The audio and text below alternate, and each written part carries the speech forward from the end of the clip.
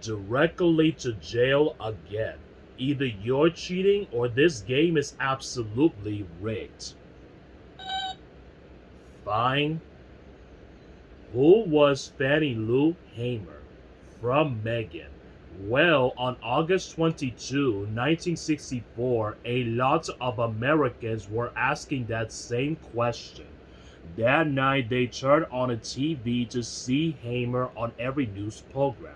She looked like a nice middle aged lady, somebody's mom or your neighbor. But in her home state of Mississippi, she was well known as a fierce voting rights advocate. For the past 2 years, she'd been fighting to get African Americans access to the polls. The Constitution said that the right to vote couldn't be denied due to race. But southern states have found sorts of ways to get around the law. Stripping of the right to vote, black southerners had no voice in a racist system. To try to fight it, you face jail time, and intimidation, and violence. Hamer had experienced it all, and in that night she shared her story, and it was just a few minutes long but full of hardship and of brutality. And the viewers who never heard of her before wept. And overnight she went being from a local activist to a national civil rights leader. Hamer was born in Mississippi in 1917, the youngest of 20 children. Her grandmother had been enslaved, and her parents, like many descendants of enslaved people, were sharecroppers. A plantation owner rented them farmland in exchange for a share of the crops, but he also charged high rates for tools and other expenses. So, like most sharecroppers, they were constantly in debt. Hamer had to leave school after sixth grade but to help her family in the fields. As an adult, she earned a position of responsibility on a plantation. She recorded each farmer's harvest and tried to get them their fair share. Then, and in August 1962, the members of the Student Nonviolent Coordinating Committee, or SNCC, visited her church. All around the country, the civil rights movement was heating all the way up, and it's one of its major players. It is students activists and local community leaders but to join the fight. In Mississippi, they focused on registering black voters. They told the congregation they could sweep out racist officials. Hamer was stunned. She didn't even know that she had the right to vote. So when they asked all the volunteers to register to vote, she raised her hand all the way up high. No, it wasn't that simple. And an angry crowd gathered at the courthouse to meet the 18 volunteers. They tried to scare Hamer and the others from even trying to register. But the volunteers stuck together and made their way in. Inside the courthouse, the clerk was no more welcoming. He demanded the group to pass a test before registering. They were asked to explain a legal clause about the ex facto laws. Exactly, that was the whole point of literacy tests, to be nearly impossible but to pass, so clerks can refuse anyone the right to vote. They also demand a poll tax, a fee meant to discourage would-be voters. No surprise, all the SNCC volunteers failed the literacy test. And on the way home, their bus was stopped by the police. They said its yellow color was illegal. Hamer sang a song to keep the group's spirits up until they were let go. That night, she was fired from her job and evicted from her home. The plantation owner had heard about her attempt to register. A few nights later, somebody shot at the house where she was staying.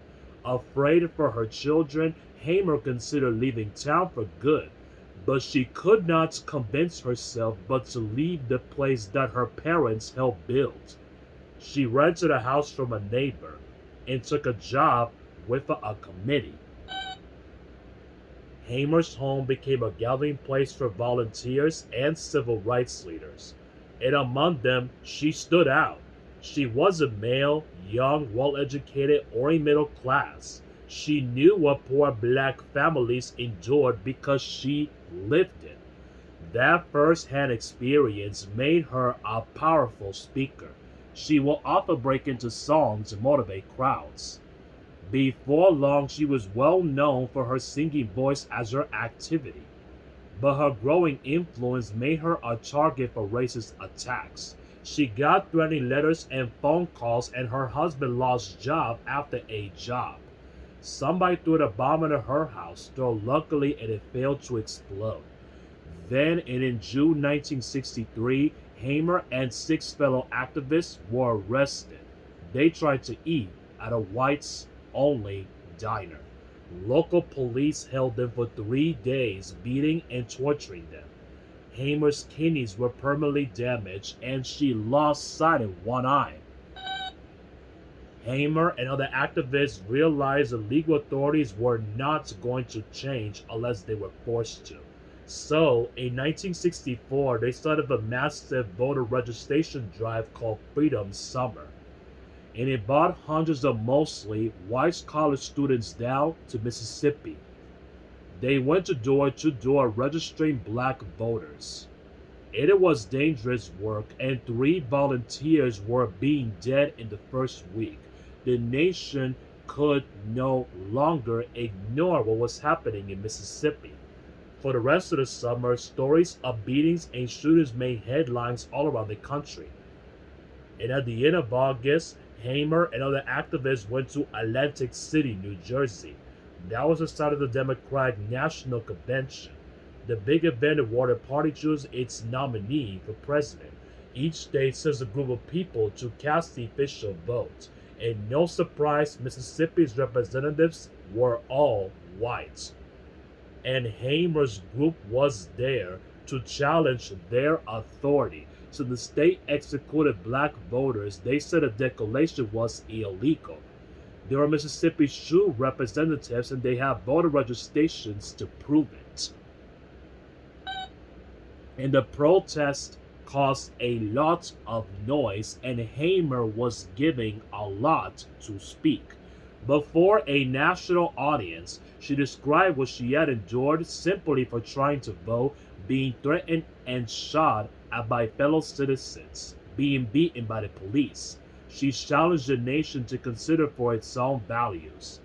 Hamer, is this America, the land of the free, of the home of the brave, where we have to sleep with our telephones off of the hooks, because our lives be threatened daily, because we want to live in a decent human beings in America. Her testimony replayed on the news for days. No, Hamer and her group were not seated at the convention. But a year later, President Lyndon Johnson would sign the Voting Rights Act of 1965, and it outlawed all kinds of barriers to voting, like literacy tests and poll taxes. And at the convention in 1968, Hamer was chosen to be an official Democratic National Convention delegate. She received a standing ovation.